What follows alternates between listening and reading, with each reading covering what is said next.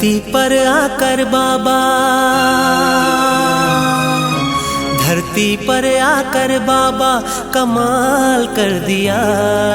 धरती पर आकर बाबा कमाल कर दिया। दीदार देके हमको निहाल कर दिया। हाँ, दीदार देके हमको निहाल कर दिया।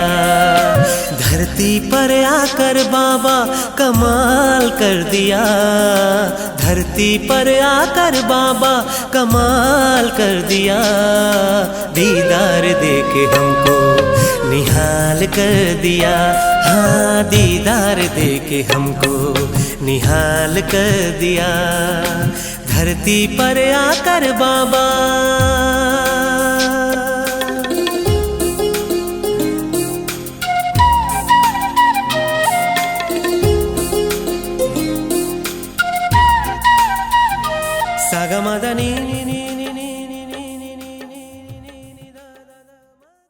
ओम शांति। आज 8 जुलाई 2021। बाबा कहते, मीठे बच्चे, सारी दुनिया में तुम्हारे जैसा खुश नसीब कोई नहीं। तुम हो राज ऋषि। तुम राजाई के लिए राजयोग सीख रहे हो। प्रश्न है, निराकार बाप में कौन से संस्कार हैं जो संगम पर तुम बच्चे भी धारण करते हो? उत्तर है, निराकार बाप में ज्ञान के संस्कार हैं। वह तुम्हें ज्ञान सुनाकर पतित से पावन बना देते हैं। इसलिए तुम्हें ज्ञान का सागर पतित पावन कहा जाता है। तुम बच्चे भी अभी वो संस्कार धारण करते हो। तुम नशे से कहते हो कि हमें भगवान पढ़ाते हैं। हम उनसे सुनकर सुनाते हैं।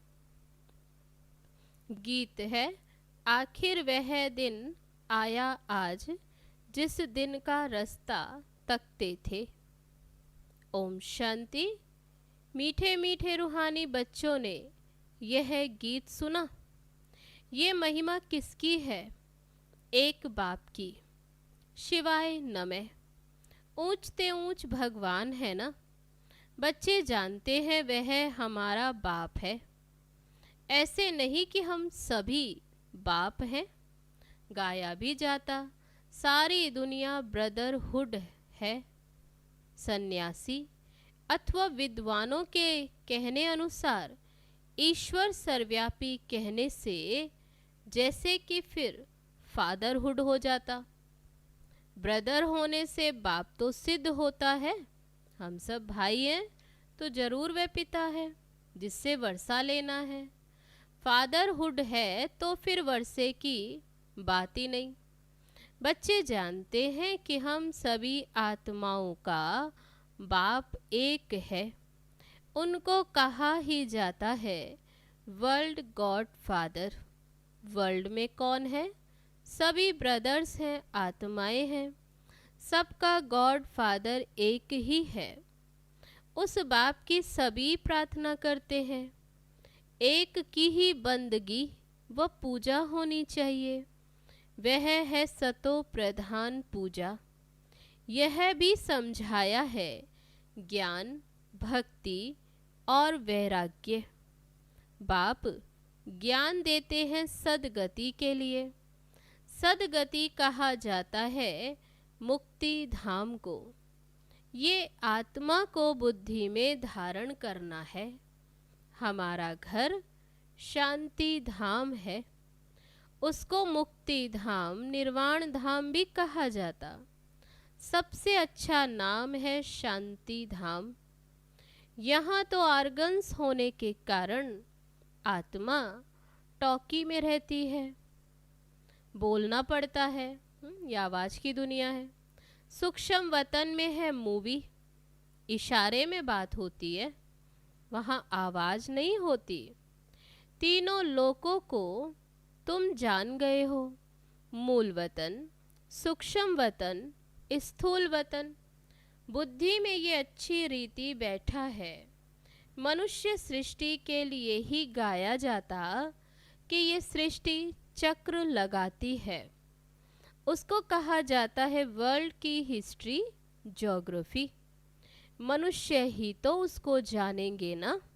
बाबा कहते ये वर्ल्ड की हिस्ट्री ज्योग्राफी जो मनुष्य ही जानेंगे। वर्ल्ड की हिस्ट्री ज्योग्राफी सुनाते हैं ऊंचते ऊंच बाप। वर्ल्ड की हिस्ट्री ज्योग्राफी कैसे रिपीट होती वही जानते। इस चक्र को जानने से ही तुम चक्रवर्ती राजा बने हो। गाते भी हैं देवताएं संपूर्ण निर्विकारी हैं। लक्ष्मी नारायण के चित्र है ना, वह संपूर्ण निर्विकारी और अपने को कहते हैं संपूर्ण विकारी। सतयुग में है संपूर्ण निर्विकारी अर्थात संपूर्ण पावन। कलयुग में है संपूर्ण विकारी संपूर्ण पतित। ये भारत की ही बात है। ये बाप ही आकर बुद्धि में बिठाते हैं और कोई नहीं जानते। उन्होंने तो सतयुग को लंबा समय दे दिया है। समझते हैं लाखों वर्ष पहले सतयुग था, तो किसी की बुद्धि में ये बात आती ही नहीं। अब बच्चे जानते हैं हम अभी संपूर्ण विकारी से संपूर्ण निर्विकारी बन रहे हैं। संपूर्ण पतित से संपूर्ण पावन बनना है। बाप समझाते हैं आत्मा में ही खाद पड़ी हुई है। गोल्डन एज से अब आयरन एज बन गई है।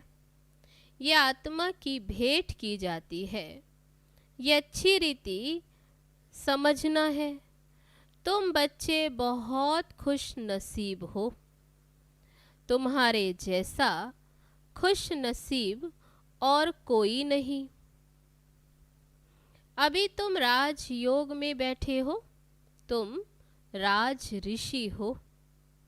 राजाई के लिए कभी कोई पढ़ाई होती है क्या? बाबा कहते क्या राजाई के लिए कोई पढ़ाई होती है? बैरिस्टर बनाएंगे, परंतु विश्व का महाराजा कौन बनाएगा? तब दुनिया में पढ़ाई जो है बाबा कहते कोई पढ़ाकर बैरिस्टर बनाए, बाकी विश्व का महाराजा कौन बनाए? वे बाप के सिवाय तो कोई बना न सके। यहाँ महाराजा तो कोई है नहीं। सतयुग के लिए तो जरूर चाहिए, किसको जरूर आना पड़े। बाबा कहते मैं आता हूँ तब जब भक्ति पूरी होनी होती है। अब भक्ति पूरी हुई और कोई बात इसमें उठा ही नहीं सकते। हमको बाप बैठ पढ़ाते हैं, यह नशा होना चाहिए। हम आत्माओं को निराकार बाप परमपिता परमात्मा शिव पढ़ाते हैं। शिव को तो कोई जानते ही नहीं। अभी तुम बच्चे जानते हो बाबा फिर से स्वर्ग की राजाई स्थापन कर रहे हैं। हम उनको महाराजन श्री नारायण और महारानी श्री लक्ष्मी कहते हैं। भक्ति मार्ग में सत्य नारायण की कथा सुनाते, अमर कथा और तीसरी की कथा। बाप तीसरा नेत्र भी देते हैं। तो ये तीसरी की कथा, नर से नारायण बनने की कथा सुनाई जाती है। तो बाबा कहते सत्यनारायण की कथा। वही बातें हैं जो पास्ट हो जाती, वह फिर भक्ति मार्ग में काम आती है। अभी तुम बच्चे ये समझते हो बाबा हमको स्वर्ग का मालिक बनाते हैं। हम हकदार हैं। भगवान तो स्वर्ग का रचयिता है ना। हम भगवान की संतान हैं, तो हम स्वर्ग में क्यों नहीं हैं? बाबा कहते अपने से पूछो, हम भगवान की संतान फिर स्वर्ग में क्यों नहीं, कलयुग में क्यों पड़े हैं? परमपिता परमात्मा तो नई दुनिया रचते हैं। पुरानी दुनिया थोड़े ही भगवान रचते हैं। पहले नई दुनिया रचते, उसके बाद फिर पुरानी दुनिया को तोड़ेंगे। तुम जानते हो हम सतयुग के लिए राज्य ले रहे हैं। सतयुग में कौन होंगे? इन लक्ष्मी नारायण की डिनाइस्टी होगी। और भी तो राजाएं होंगे ना, जिसकी निशानी है विजय माला। बच्चे जानते हैं अभी हम विजय माला में पिरोने के लिए पुरुषार्थ कर रहे हैं। दुनिया में माला का अर्थ कोई भी नहीं जानते, ये क्यों पूजी जाती है? ऊपर में फूल कौन है? तब बाबा कहते कि माला के बारे में जानते ही नहीं कि माला में फूल कौन। माला को फेरते फेरते फिर फूल को नमस्कार करते हैं, फिर माला फेरेंगे। माला बैठ सिमरते हैं कि कहाँ बाहर ख्यालात ना जाए। माला को सिमरते रहेंगे तो समझते हैं कि भगवान से बुद्धि जुटी रहे, कहाँ बुद्धि बाहर ना जाए। अंदर में राम राम की धुन लगाते जैसे कि बाजा बजता है। बहुत प्रैक्टिस करते।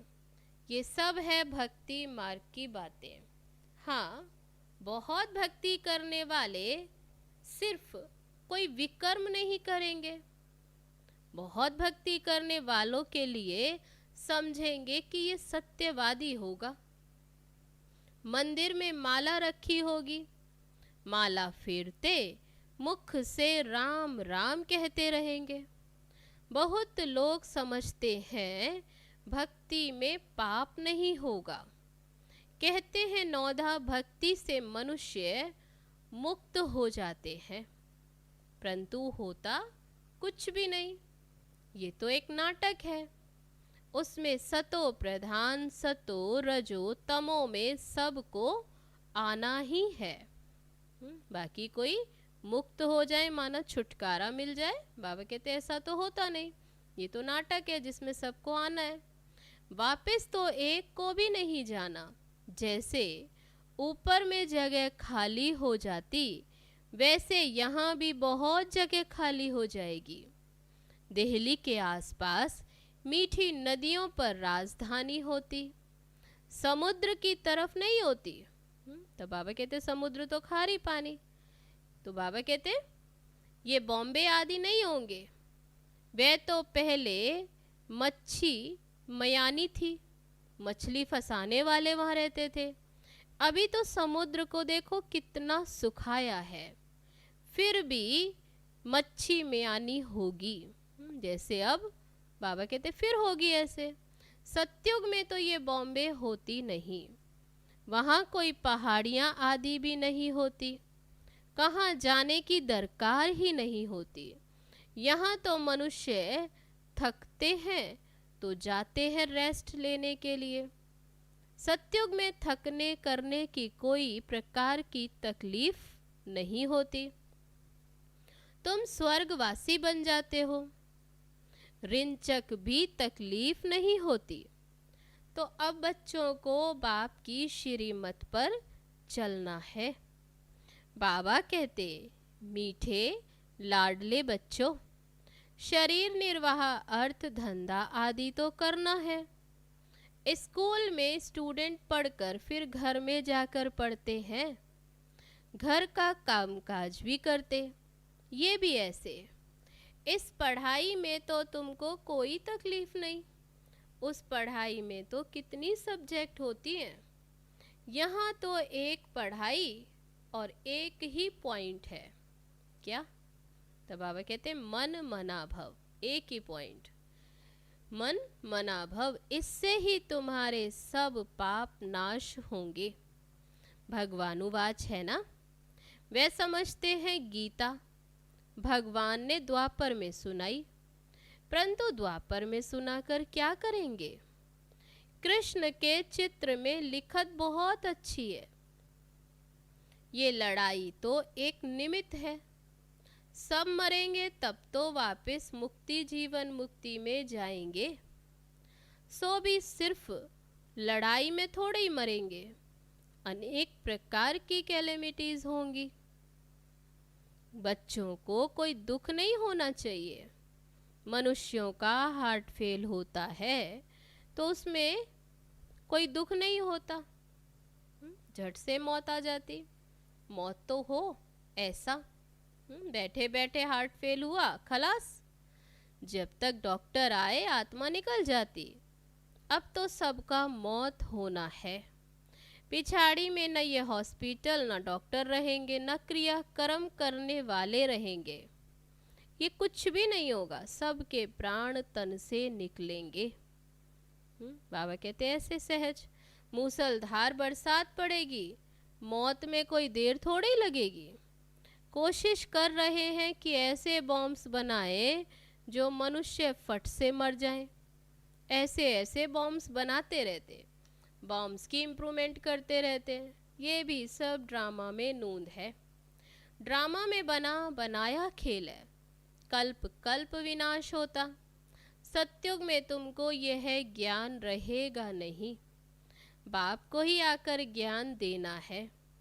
स्थापना हो गई फिर तो ज्ञान की बात ही नहीं रहती। फिर जब रावण राज्य शुरू होता है तो भक्ति शुरू होती। अब भक्ति पूरी होती है।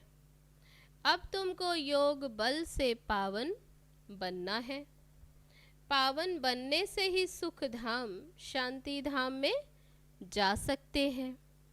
चार्ट रखना पड़े, ये तो समझ गए हो कि हमको बाप को याद कर तमो प्रधान से सतो प्रधान यहाँ ही बनना है। ऐसे कोई शास्त्र आदि में लिखा हुआ नहीं है। बच्चों ने गीत सुना, आखिर वह दिन आया आज, जबकि भारतवासी फिर राजाओं का राजा बनते हैं। राजाओं के राजा अथवा महाराजा बनते। पीछे त्रेता में होते हैं राजा रानी। फिर जो पूज्य महाराजा महारानी थे वही द्वापर में वाम मार्ग में आकर पुजारी बन जाते। आपे ही पूज्य आपे ही पुजारी हो जाते। बाप कहते हैं मैं पुजारी नहीं बनता हूँ, देवताएं पूज्य होते, मैं नहीं बनता, ना ही फिर पुजारी बनता हूँ।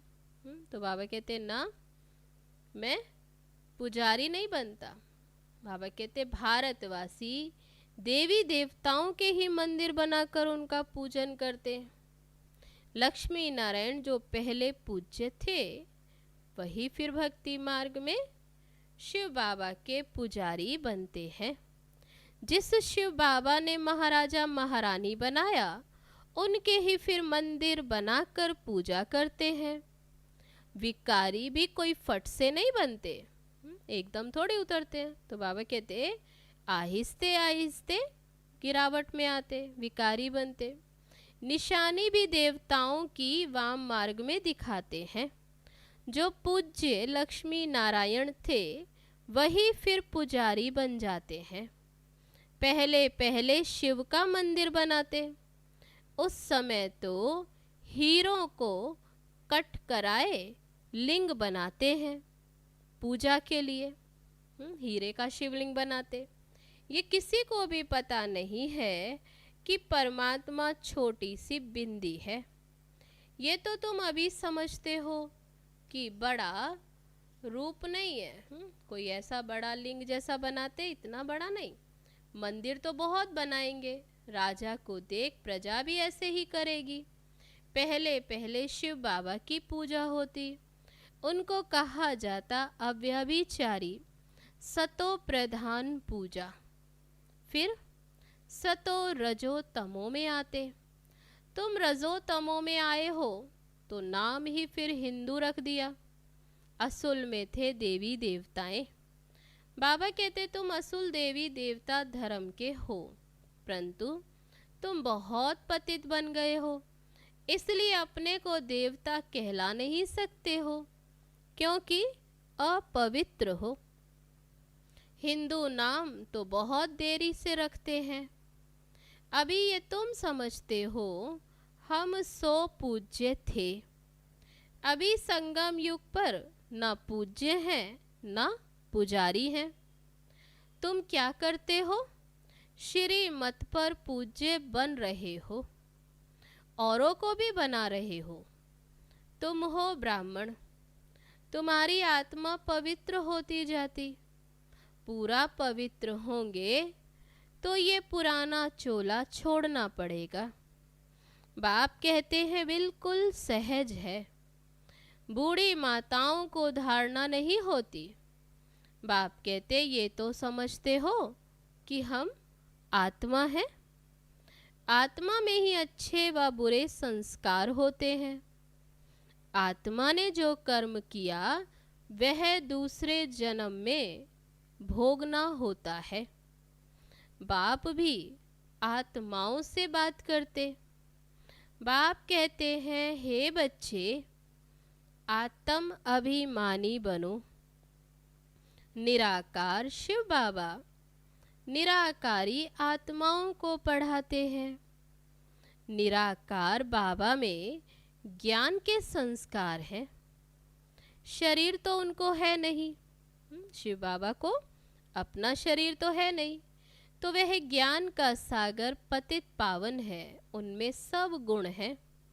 बाप कहते मैं आकर तुम बच्चों को पावन बनाता हूँ। युक्ति कितनी सहज है। अक्षर ही एक है, मन मना भव, मामेकम याद करो।